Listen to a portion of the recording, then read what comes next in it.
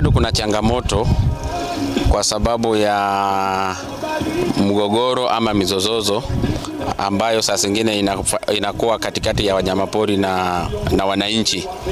Na ningependa kusema ya kwamba shirika ya huduma kwa wanyamapori pamoja na washikadau wanaendelea kujitahidi, wameweka mikakati mengi, na katika sehemu zingine tumeona ya kwamba takwimu zinaendelea kukua chini, katika sehemu zingine pia zinaongezeka, na vile vile mambo ya conflict ni mambo ambayo ni dynamic. Wakati ingine iko chini, wakati ingine iko juu. The kind of indigenous knowledge ambayo wajamii wako nayo iko katika hali ya juu. Ya pili, mambo ya information. Hawa jamii ndio first line of defense.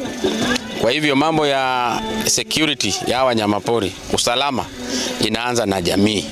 Tunahusisha hawa jamii kwa sababu hata wakora wakikuja, jamii kama wanashirikiana na wewe na kama wamekushikilia vizuri, wataweza kukupea information, na wakati ingine pia wameweza kuchukua hatua hata kabla ya serikali kufika. Kwa hivyo jamii ni kiwango kikubwa sana kwa mambo ya uhifadhi.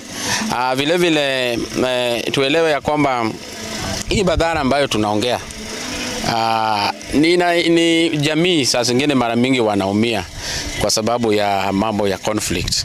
Kwa hivyo tunapowahusisha na pia wanakuja na ideas ambazo zinaweza kusaidia kupunguza haya madhara, tunaona ya kwamba maendeleo ya uhifadhi inaendelea vizuri.